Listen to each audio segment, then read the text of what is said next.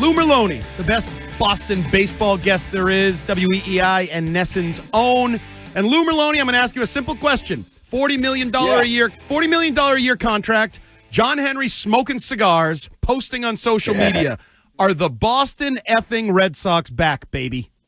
Well, he sure as hell like to think so. I mean, that's listen. Life is good. I'm sitting out by the pool. They got Bregman. I mean, I'm styling right now, and they are as well. I think it helps on so many levels. He's a good player, winning player. Kind of brings the approach you want at the plate, give you quality at bat, doesn't strike out. And then on the financial side, it's like, dude, yeah, you finally recognize somebody you want, and you went out and got him.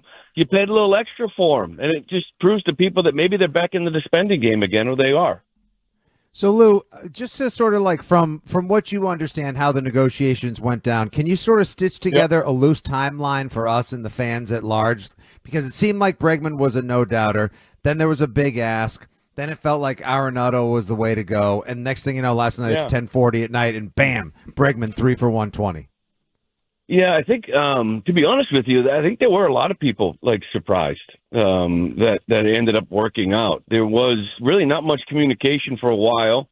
Then there was an offer, and I believe it was in that 3-100 range with deferred monies, but there was just, they knew maybe Bregman side, Boris, they knew it wasn't the best offer. And when you started getting 6-year deals from Detroit and trying to get a 5-year deal from the Cubs, and Toronto's involved, Houston's involved, it just sort of looked like the Red Sox weren't going to budge off their 3-year ask. And if that was the case, it was like up to about 2 or 3 days ago, I had people telling me that they were being more aggressive on Arenado.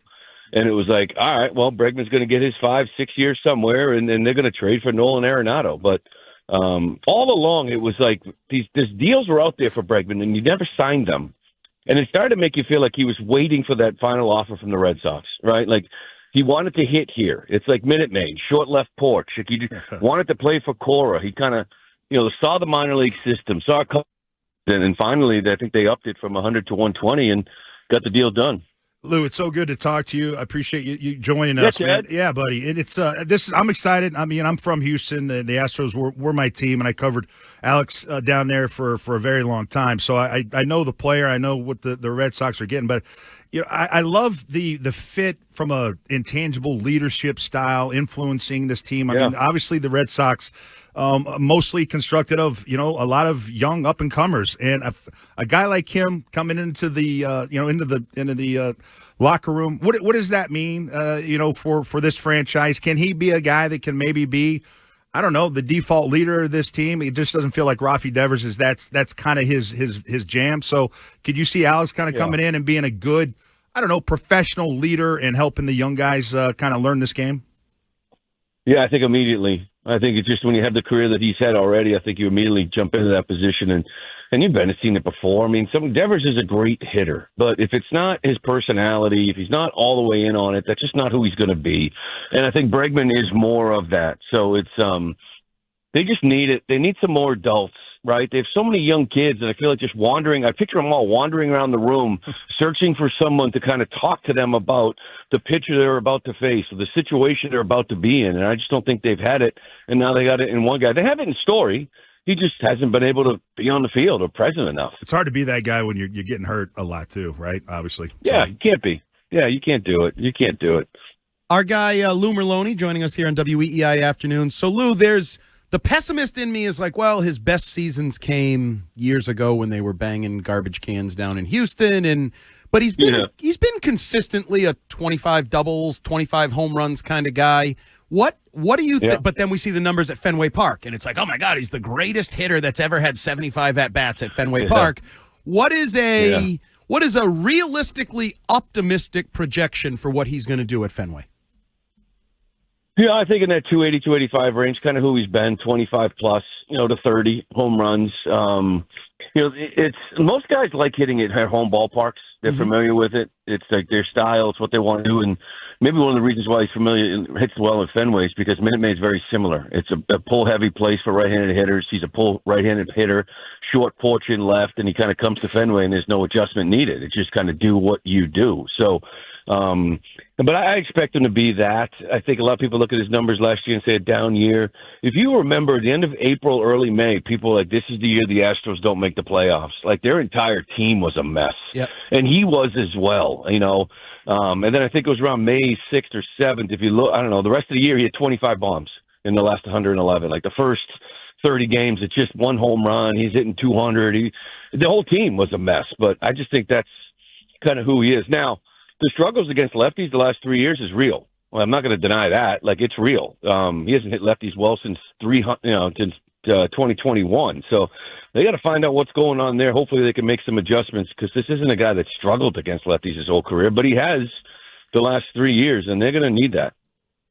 All right, Lou. So potentially, I see next to no downside with the Bregman signing, like so many people, but let's look at two potential roadblocks or issues. And one could be, how would you, Lou Merloni, or how do you think, as friend of Alex Alex Cora, I'm Bregman and Cora, sorry about that.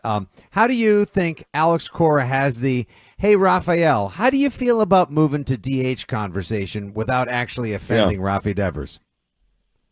Yeah, and that's the big question. Like, where does he play? I think the room, I don't want to say the room is split, but I have heard from people being like, yeah, he goes right to third. And a lot of that has to do with Christian Campbell plays a huge role in this thing.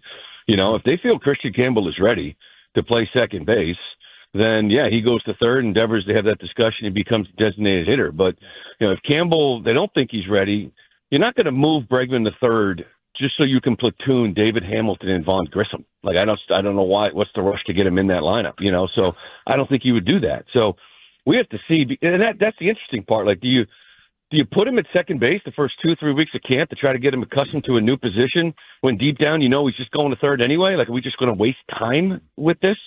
So I don't know. The easiest fit is him just to start at second base, and then eventually, due to injury, you know, I don't think he finishes the year at second. I think he is your third baseman for most of this deal. And then when Campbell is ready, maybe you make that move and you bring him up to second base. And that's fascinating. I'll be curious. I mean, because I feel like part of Rafi's, contract was him playing third base. So is why he was getting paid that much. Yeah. But that's something that's interesting. But Lou, what else? What else? Anything else? I mean, did they need? Some might say another. Still need more right-handed bats. I don't know. We're talking about maybe possibly a closer that they still need. What do they still need in your eyes? Well, yeah, I think. Let's get greedy, right? I mean, we're here. What the hell are we doing? It's not our money. So, I mean, I would have loved to have seen another kind of like veteran back end of the bullpen piece. And the only reason is because there is some injuries, right? There's Hendricks looks like he's fine. Whitlock looks like he's fine. Both those guys coming off of injuries. You got Slayton, you got Chapman. Like, I would feel more comfortable if there was one more guy. Like, free agency, there's a guy like Robertson out there. Maybe there's a trade. I don't know. But I will say this. I was kind of, during today, just kind of hanging out the field, watching all the catchers work out. And I see Connor Wong working and trying to get better defensively from maybe where he was been in the past. But my first thought was, what if he goes down? Like, what if he goes, then what? Like, they got this kid, Carlos Narvaez, who's like a AAA guy they like defensively, a nice little backup, but they could use some depth at that catching position as well. Lou, do you like the position that puts the big three in right now? Feels like now if they blow doors and blow people away, you find a place for them. If not, they go to Worcester and they kind of hash it out a little longer, and then they come up when they're ready. Is this good for them in the long run? Yeah, I think it is. Meyer's behind both of those guys, only because like last year when everybody got called to AAA, he got hurt right away and just missed some time. He's got to stay healthy and need some time. But, Roman Anthony, that's why I say Campbell, the door's not closed here at all. Is there a reliever out there? Is there a trade to be made? Do you love the guy so much you're willing to move on from Wilyer Abreu or turn Cedar Rafael into a super utility player because this kid is just damn that good? And the same thing with Campbell, as we mentioned. Is he that good that we're going to move Bregman back to his normal position and tell Devers he's the DH? So it allows them, if they blow up, they're here. If not, hey, extended spring training in April in Worcester. It's not exactly a fun month weather-wise anyways. Try to get your feet wet. Try to get comfortable. Get your swing right. And in May, we'll see you in the big leagues. Yeah, Lou, we were talking even earlier about how this is such a best-case scenario dub for the fans as well, because not only are you going to want to watch and listen to and just consume all things Red Sox, as well as attend the games, But now all of a sudden, 30 minutes, 35 minutes to the west with no traffic, between the Pike and 290, all of a sudden Polar Park is fielding a phenomenal baseball team where you got like literally the stars of the future playing down there. But is there? I read this on Twitter, so obviously it has to be true.